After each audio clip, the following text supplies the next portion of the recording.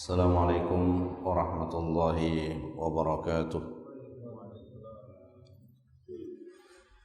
Innal hamdalillah nahmaduhu wa nasta'inuhu wa nastaghfiruh wa na'udzu billahi min shururi anfusina wa min sayyiati a'malina. Man yahdihillahu fala mudilla lahu wa man yudlilhu fala hadiya lahu. Asyhadu an la ilaha illallah wahdahu la syarika lahu wa asyhadu anna Muhammadan 'abduhu wa rasuluh. Allahumma shalli ala Muhammad wa ala alihi wa sahabatihi wa man sara ala nahjihi wa ihtada bihadihi wa sanna bi sunnatihi ila yaumil qiyamah. Ya ayyuhalladzina amanu taqullaha haqqa tuqatih wa la tamutunna illa wa antum muslimun. Allahumma 'allimna bima yanfa'una wa anfa'na bima 'allamtana wa zidna ilman wa tawfiqan wa alhiqna bis salihin. Amma ba'd, ma'asyiral muslimin, jamaah salat subuh rahimani wa rahimakumullah. Alhamdulillah, pada kesempatan ini kita kembali melanjutkan majelis ilmu kita pada penjelasan kitab Taisirul Karimur Rahman fi Tafsir Kalamil Mannan yang ditulis oleh Syekh Abdurrahman bin Nasir As-Sa'di rahimahullah.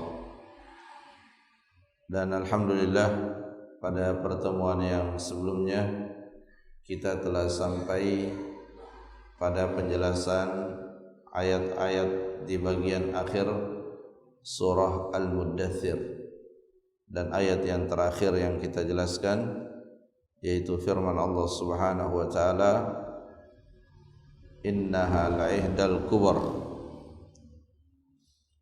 sesungguhnya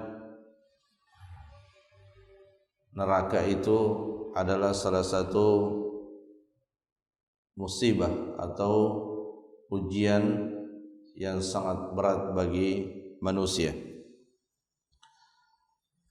Karenanya setelah ayat tersebut Allah Subhanahu wa taala menyampaikan kepada kita semua, liman syaa minkum nadhiran lil bashar liman syaa minkum ay yataqaddama aw yata'akhkhar. Jadi Allah Subhanahu wa taala menceritakan kepada kita hal-hal yang berkaitan dengan neraka dan siksaan yang ada di dalamnya, itu sebagai nadhiran, sebagai peringatan bagi seluruh manusia. Liman syaa minkum ay yataqaddam aw yata'akhkhar. Setelah peringatan itu telah tiba pada setiap orang, maka urusan kembali kepada masing-masing. Kata Allah Subhanahu wa taala, siapa yang ingin maju, maksudnya melakukan kebaikan untuk masuk ke dalam surga, maka silahkan dia melakukan kebaikan. Siapa yang ingin tetap di belakang, yang akhir dan ujungnya adalah dia masuk neraka, silahkan dia melakukan hal tersebut. Ini juga menunjukkan satu pemahaman bahwa Allah Subhanahu wa taala memberikan kehendak kepada manusia. Dan disinilah letak apa yang selalu disampaikan oleh Allah dalam Al-Quran, bahwa Allah tidak pernah menzalimi hambanya, karena Allah memberikan kepada manusia kehendak. Meskipun kehendak manusia itu di bawah kehendak Allah, tapi pada intinya manusia diberikan kemampuan untuk memilih, bukan hanya dalam persoalan-persoalan duniawi, tetapi juga dalam persoalan-persoalan yang berkaitan dengan agama dan ukhrawi. Dan semua manusia merasakan bahwa dia punya kehendak. Sehingga kalau kemudian ada yang memiliki pemahaman bahwa manusia terpaksa di dalam kehidupannya, maka ini tentu bertentangan dengan realitas dalam sehari-hari kita, dan juga bertentangan dengan dalil-dalil yang ada di dalam Al-Quran, demikian pula di dalam As-Sunnah. Jadi manusia memiliki kehendak mampu untuk memilih, bukan hanya dalam urusan dunianya tapi juga dalam urusan-urusan akhiratnya. Tapi di dalam urusan akhirat, meskipun manusia memiliki kehendak untuk memilih, tetapi perlu mereka mengingat bahwa di balik setiap pilihan ada konsekuensi, ada akibat yang Allah Subhanahu wa taala tetapkan. Tadi sudah disampaikan, liman syaa'a minkum ay yataqaddam aw yata'akhkhar. Ini mirip dengan firman Allah Subhanahu wa taala, faman syaa'a minkum falyu'min wa man syaa'a falyakfur. Siapa yang ingin beriman maka berimanlah, siapa yang ingin kufur maka kufurlah. Ini secara lafaz, ya, secara lafaz ini adalah perintah, tapi secara makna ini adalah perintah bukan untuk dilaksanakan, tapi dia adalah perintah yang bermuatan ancaman. Ya, jadi dalam Al-Quran makna-makna perintah itu tidak selamanya untuk dilaksanakan. Ya, ada perintah yang tujuannya sebagai bentuk ancaman. Dan ini uslub atau cara berbahasa yang juga kadang kita gunakan dalam kehidupan kita sehari-hari. Ketika kita melihat ada seseorang yang sudah tidak mempan diberikan nasihat, atau mungkin orang dekat kita, anak kita atau adik kita, kita berulang kali menasihatinya tapi tidak mempan, maka terkadang bentuk ancaman yang kita berikan kepadanya itu dengan menyuruh, silahkan lakukan hal tersebut. Ini sekali lagi perintah tapi muatannya adalah ancaman. Kemudian pada ayat yang selanjutnya Allah Subhanahu wa taala berfirman, kullu nafsin bima kasabat rahina. Setiap jiwa atau setiap manusia itu tertahan oleh amalan-amalannya.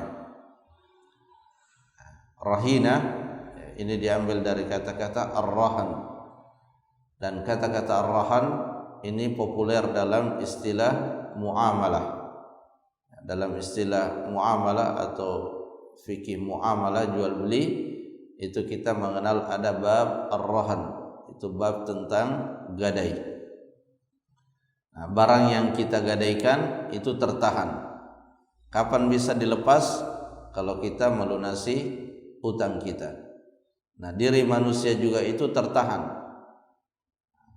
Nanti apakah ia akan dilepas yang menyebabkan dia berada pada kebahagiaan, itu ditentukan oleh amalannya.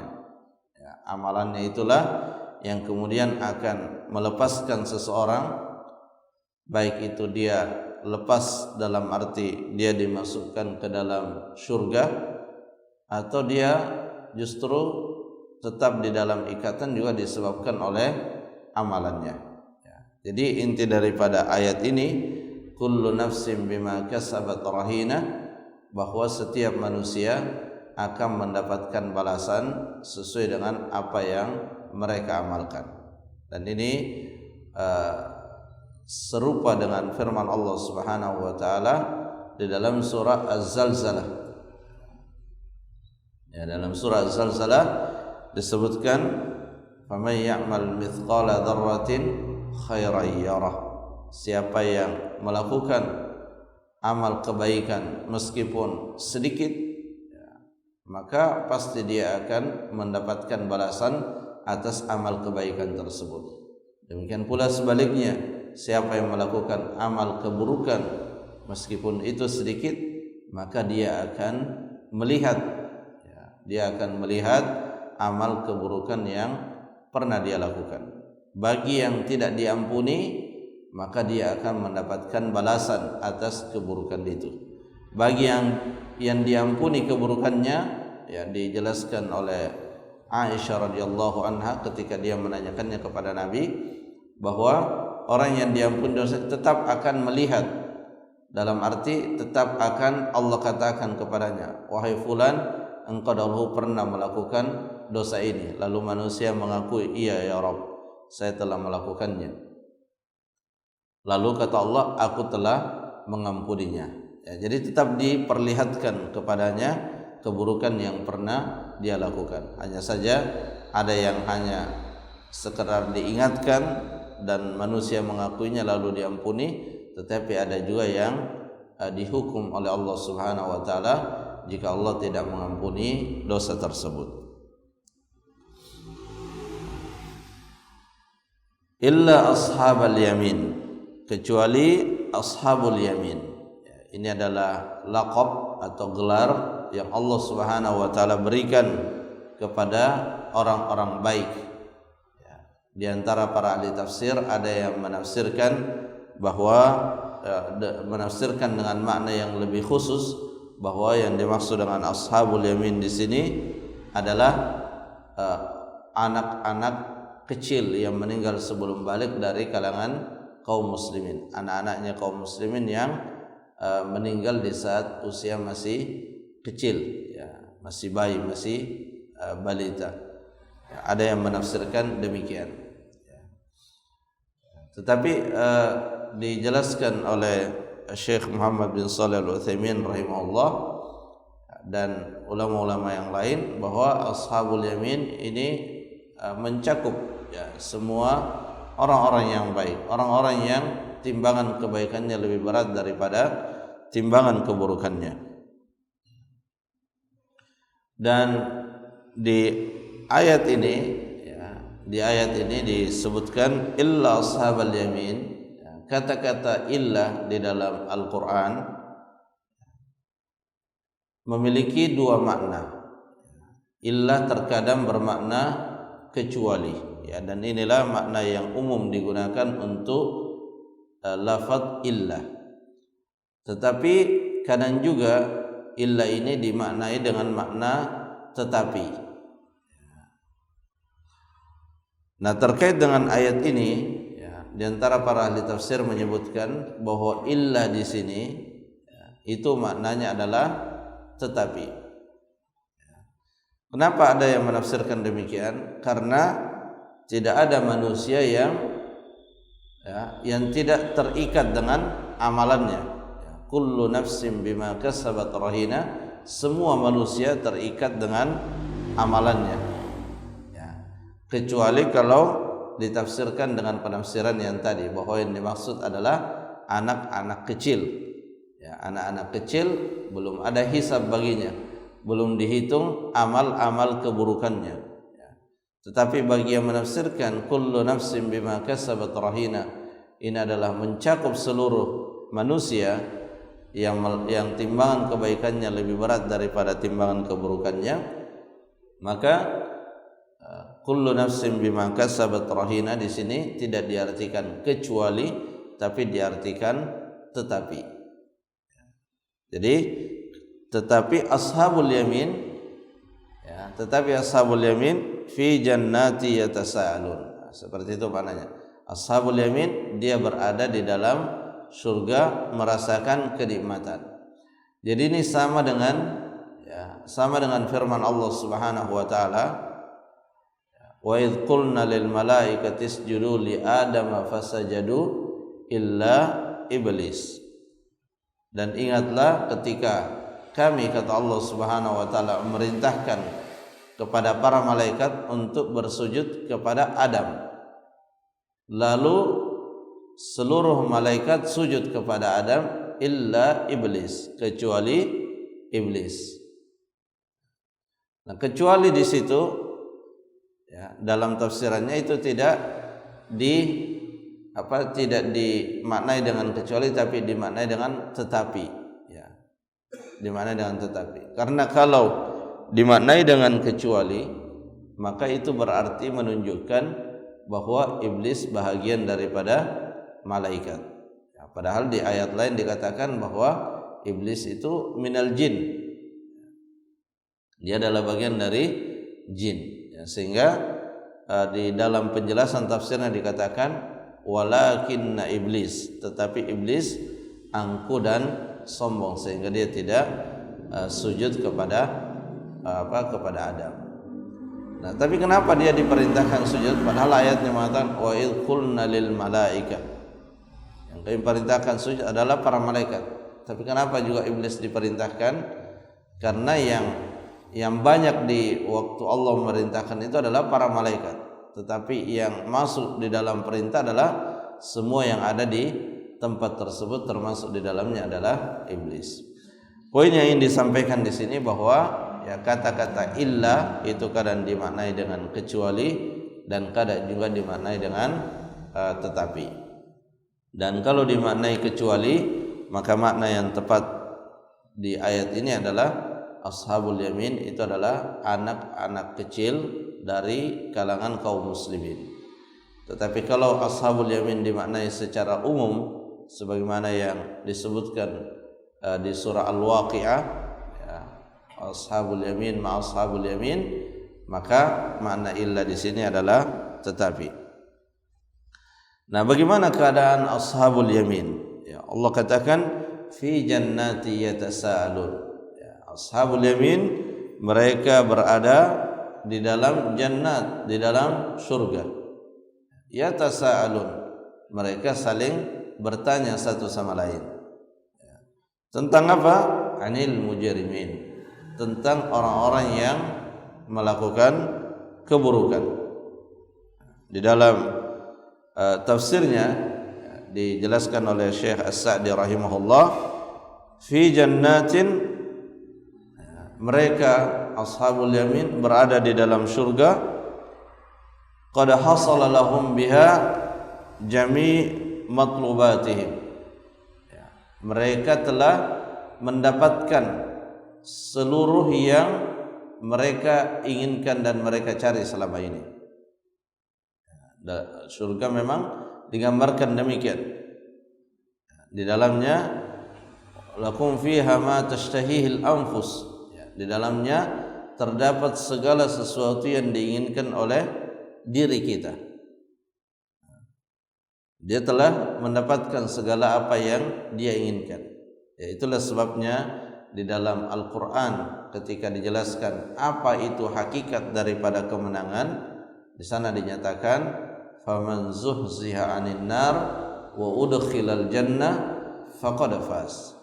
Siapa yang dijauhkan dari neraka, dimasukkan ke dalam surga, maka dia itulah orang yang mendapatkan kemenangan.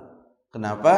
Karena kalau dia telah dijauhkan dari neraka, dimasukkan ke dalam surga, itu berarti dia telah mendapatkan seluruh apa yang dia inginkan selama ini.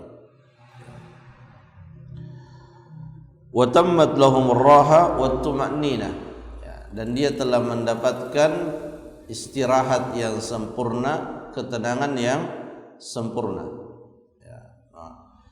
Kenikmatan surga, ya, sebagaimana yang dijelaskan oleh Nabi sallallahu alaihi wasallam, ma la 'ainun ra'at wa la udhunun sami'at wa la khatara 'ala qalbil bashar. Dia adalah kenikmatan yang belum pernah dilihat oleh manusia. Dia adalah kenikmatan yang belum pernah terbetik yang di dalam diri manusia. Semua kenikmatan yang terbetik di dalam pikiran kita tentang surga, maka pasti lebih dari itu. Semua kenikmatan di dunia yang pernah kita lihat, pasti surga jauh lebih daripada apa yang kita lihat. Semua hal yang nikmat yang pernah kita dengar, itu pasti surga jauh lebih daripada hal tersebut. Ma la 'ainun ra'at wa la udhunun sami'at wa la khatara 'ala qalbil bashar. Hatta aqbalu yatasaalun. Di saat mereka sedang menikmati aneka ragam kenikmatan di dalam surga, mereka berbincang-bincang juga. Mereka berbincang-bincang satu sama lain. Tentang siapa?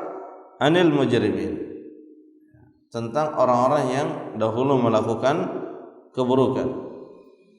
Karena sebagian orang-orang yang melakukan keburukan, ternyata mereka juga melakukannya memiliki target-target, ya, memiliki tujuan-tujuan, ya, seperti orang-orang musyrik. Ya, orang-orang musyrik di zaman Nabi sallallahu alaihi wasallam, mereka melakukan kesyirikan karena berharap yang mereka jadikan sebagai sekutu bagi Allah itu akan memberikan syafaat kepada mereka di akhirat. Ya, tidak sedikit daripada orang-orang yang melakukan kesyirikan saat ini ternyata memiliki tujuan yang menurut mereka itu adalah tujuan yang baik. Dia mengharapkan di akhirat mendapatkan syafaat oleh orang-orang yang mereka jadikan sekutu bagi Allah Subhanahu wa taala. Ya, makanya di sini disebutkan bahwa Ashabul Yamin bertanya-tanya bagaimana keadaan mereka. Apakah mereka telah mendapatkan apa yang dahulu ingin mereka dapatkan di saat di dunia ketika melakukan keburukan, ketika melakukan kesyirikan? Apakah tujuan daripada perbuatan mereka itu telah dia dapatkan hari ini? Nah, itu yang ya, mereka berbincang-bincang sesama mereka. Makanya di ayat yang lain disebutkan, ya, apakah di antara kalian ada yang melihat mereka? Ya, bagaimana keadaan mereka? Lalu Ashabul Yamin bertanya langsung kepada yang ada yang dimasukkan oleh Allah Subhanahu wa taala ke dalam neraka dari kalangan al-mujrimun. Mereka bertanya, "Ma salakakum fi saqar?" Apa yang menyebabkan kalian masuk ke dalam neraka Saqar? Ya, ini adalah pertanyaan yang sangat penting untuk menjadi bahan renungan kita bagi setiap manusia, kaum muslimin dan muslimat, ya, karena di sini akan mereka jelaskan pengakuan langsung dari mereka yang Allah kisahkan untuk kita. Apa yang membuat mereka masuk ke dalam neraka Saqar? Qalu lam naku minal musallin wa lam naku nut'imul miskin. Ada dua. Yang paling pertama yang mereka sebutkan, lam naku minal musallin. Ya, dahulu waktu kami berada di dunia, kami tidak pernah melakukan salat. Ya, kami tidak termasuk orang-orang yang bisa dinilai dan dikatakan bahwa ini adalah orang yang melaksanakan salat. Padahal salat ini adalah ibadah terbesar, ibadah badaniyah, ya, ibadah yang dilakukan oleh fisik kita yang tidak ada lagi ibadah di atasnya. Ya, kalau ibadah hati berkaitan dengan tauhid, tentunya itu yang melandasi dari semua ibadah badaniyah.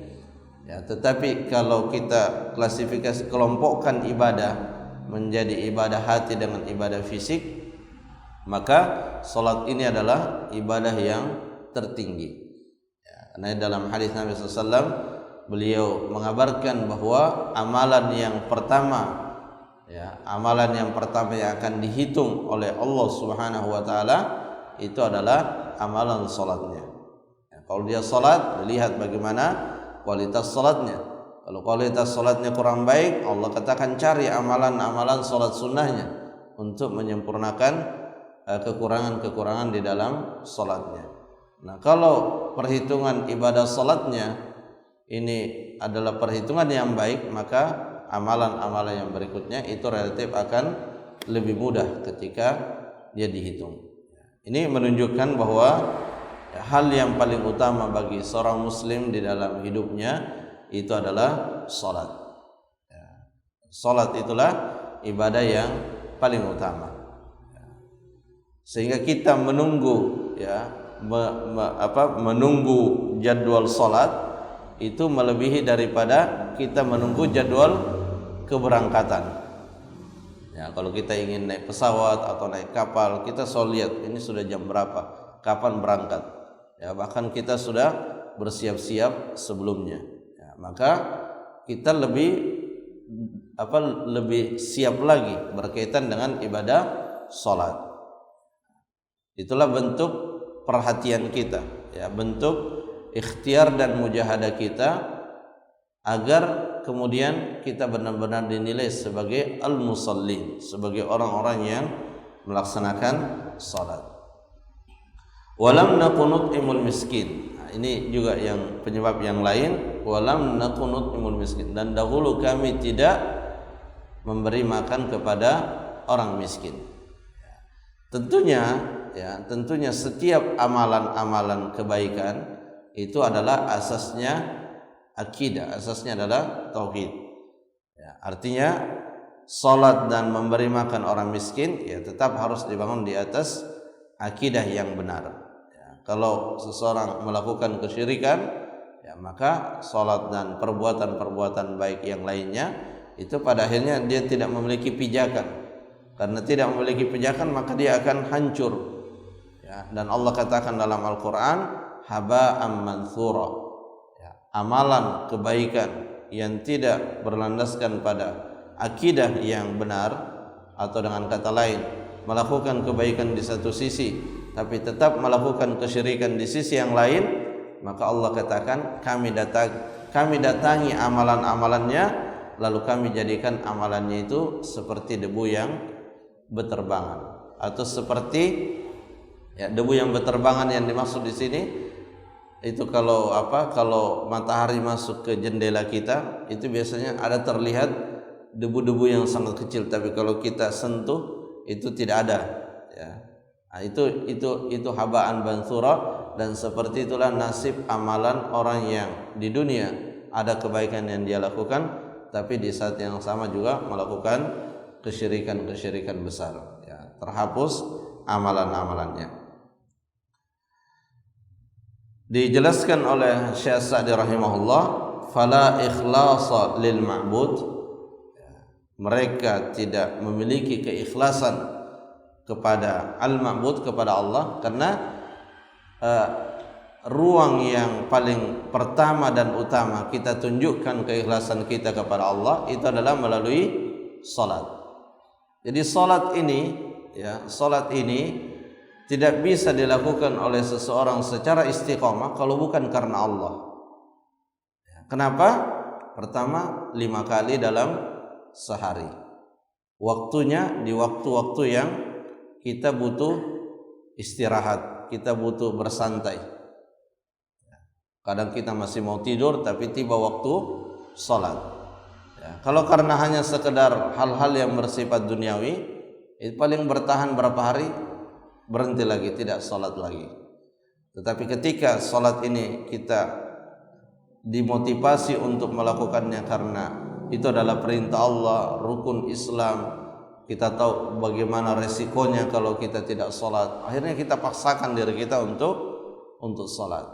Tetapi tentunya bervariasi juga, ya, ketika orang melaksanakan sholat bervariasi juga dalam hal bagaimana dia melaksanakan sholat. Tapi pada intinya adalah ketika seseorang melaksanakan sholat, maka itu adalah ciri yang paling mendasar tentang keikhlasan seseorang kepada Rabb-nya. Sebagaimana juga ibadah-ibadah yang lain, ya, ibadah-ibadah, terutama ibadah-ibadah dalam rukun Islam, itu adalah ibadah yang melatih diri kita untuk ikhlas kepada Allah.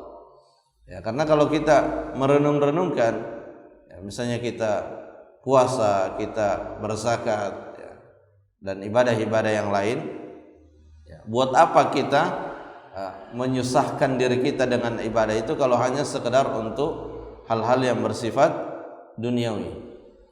Pada akhirnya kita akan berhenti dari melaksanakan ibadah tersebut. Tetapi ketika suatu ibadah itu memang didorong oleh imanan wa ihtisaban, didorong oleh keyakinan bahwa itu adalah perintah Allah dan berharap mendapatkan ganjaran di sisi Allah, maka insyaallah kita akan istiqomah di dalam menjalankan ibadah tersebut, meskipun dalam perjalanannya tetap saja ada naik turun dalam hal kualitasnya berbanding lurus dengan kualitas keimanan seseorang.